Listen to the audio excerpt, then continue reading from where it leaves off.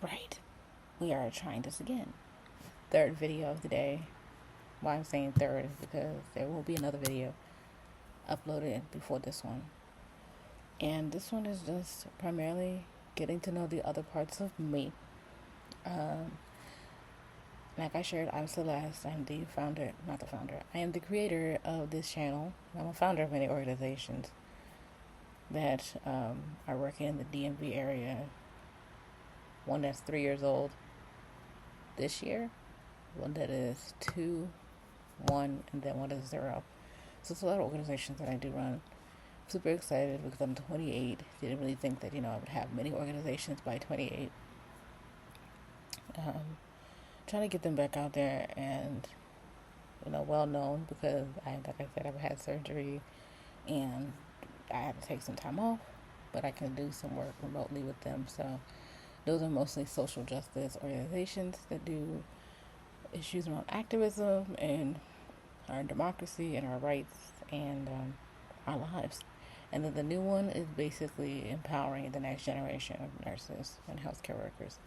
So apart from that, a little bit about me. I am a doctoral student, like I shared earlier, at Liberty University Online, studying a PhD in public policy on the social policy track. So I'm excited to talk through that if I pass these classes, because my program is a little hard. I think most PhD programs have the same stipulation with grading in any way, shape, or form. And if I don't get it again, I am not retrying. I am going to take it and leave, drop this program. So after the summer, or within the summer, I'll see where I'm at. So with my program at the school, you have to have a B in every class, every course. I'm like, a B? What happens when people don't get a B? I know that from experience because I had a C in my first class, and a lot of people didn't like the professor anyway. He graded a little too slow, and then on top of that, he was a little hard grader too.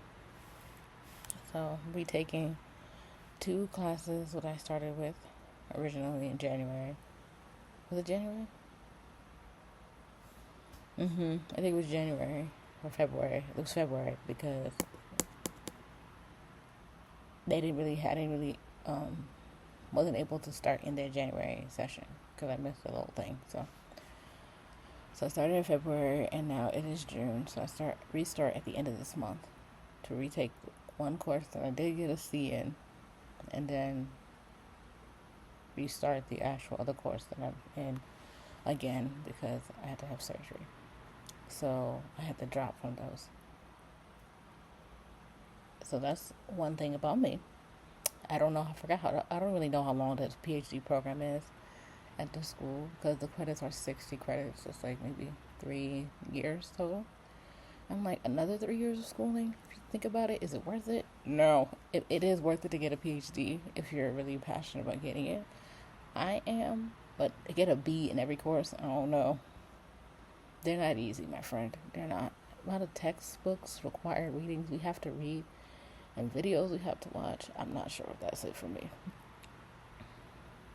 So, like I said, we'll see how this summer session goes before I announce anything to them about this ABSN program, because I still want to work in healthcare. I want to stay in healthcare. And no matter where we move to, nurses are needed. So you just got to do something with the board, and like if the state is wherever you move to, so it's like I forgot the word where you can have a license and it's not universal, it's compact. I believe it's called compact. Any nurse on here will let me know. I believe it's compact nursing or compact license, because that one you can use it anywhere in most states. And even if it's not that, you can work with the state board of nursing wherever you go. Be like, hey, I just moved here, blah, blah, blah. I'm a nurse here, blah, blah, blah. All that good stuff. So that's me with the PhD side of things. I'm also an activist, a social justice activist, and meaning that I fight for gun violence prevention, I fight for healthcare rights, women's rights, LGBTQ plus, LGBTQIA plus community rights. Um, I fight for everybody's rights. Right to life, right to pursue of happiness, right to do whatever you want to do with your own body as a woman, as males, whatever you feel comfortable with doing. Because at the end of the day, it's your body. Nobody else is living in it but you. So I'm also running, and I also like to talk about politics. That's why I'm like, okay, this PhD would be it for me. But like I said, the grading criteria is not it for me. That grading criteria is very rough, okay? Very. So, I don't know. So I'm also running for like a political seat, county executive of Montgomery County in the state that I live in, which is Maryland. Montgomery County is also in Pennsylvania, so I've got to differentiate the two. I'm in Maryland, so I'm running for that seat. Elections are next year for the primaries and the general election in November. So they just had the one for PG County because the original PG County executive recently just got elected to the Senate, which is Angela Alsobrooks. So if you're familiar with our state or you watch the news or you know what was going on election-wise, this is what was going on. They had a special election, thankfully, and Aisha Braveboy won the seat. I mean, we really weren't going to have anybody else there, for real. She was the state attorney from PG County. The state attorney for the whole state. Ooh, girl, God almighty. Speak, Lord Jesus, through me. Speak, Lord Jesus. So she was the state attorney from Maryland, and she did a great job, and now she's moving up to a bigger seat, and I'm excited to see what she does for PG County. And exciting part about me with this campaign is I'm the only female. I am the only female running.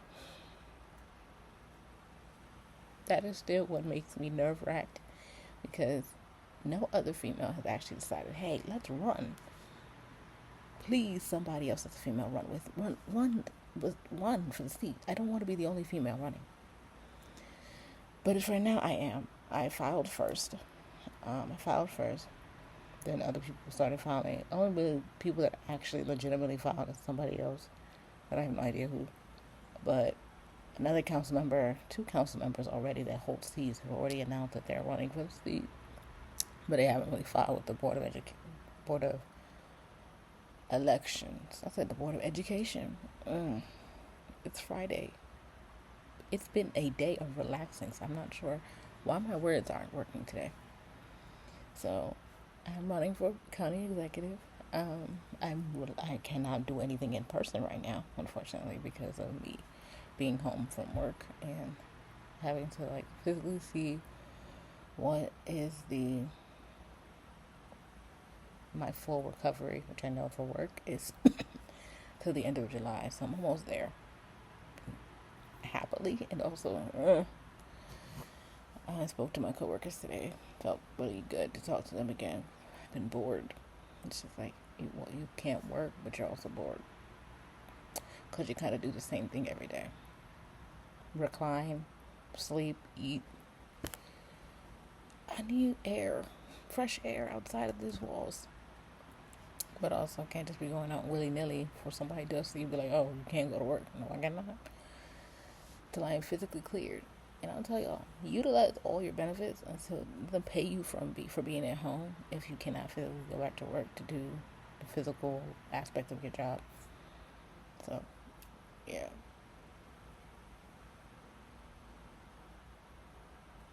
I said I was running for county executive. I didn't drop that because I ran for Congress last year. I dropped out.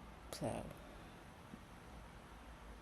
yeah, the incumbent one. Don't have a problem with him. He's good. He's doing a great job. But he's going to have to retire soon. It's like, no, he's not that old. But Maryland's a Democratic state, and I'm blessed that we are, because the other party would not be great for us. We had Larry Hogan for 2 years as governor and 2 terms as governor, and it was not great. Now we have Governor Moore, which I'm super excited to call my governor. So There's nothing wrong with him. He's doing the best he can. Politics would be politics, because if it wasn't all, trash talking each other, would it be politics? No. And next video, not going to be today because I cannot make 4 videos in a run. We're going to talk about the Elon Musk and, unfortunately, President Donald Trump's bickering back and forth. Like two girls fighting. So we'll talk about the next video. Hang out, right? Nothing to do with nursing. It actually does when, unfortunately, the president is messing up everything with healthcare. So we're going to talk about politics and healthcare, politics and nursing, the stress of nursing, and why we need more nurses. We need more nurses in general because COVID hit. A lot of nurses quit. Mental burnout because patients are not understanding. They're demanding. They are rude. Patients can't be rude, and that is not what people go into the nursing field for. So we go to take care of people. You may not want to be in the situation that you're in, but you can be disrespectful or rude to people because you want to. And you think that we're going to take that. We're not going to lose our job by doing anything or saying anything rude back to you, but just know that we are human just like you. And that is what we try to instill in everybody: caring, empathy, kindness. If you don't have any of those, are you really human? So that's me in a nutshell. I'm running for county executive. I am a public policy student, an incoming ABSN student. Like I said, if a PhD in public policy does not work out this summer / fall, we know where we're going. My bachelor's, my master's, nobody's hiring me in that. So stay in the healthcare field. Why not? You're not going to get fired. They're going to need you. So, and watch my other video that I put up that about my program that I'm in. I have never seen an ABSN program that's like this because it's just starting. I'm a part of the inaugural cohort. I'm excited about this.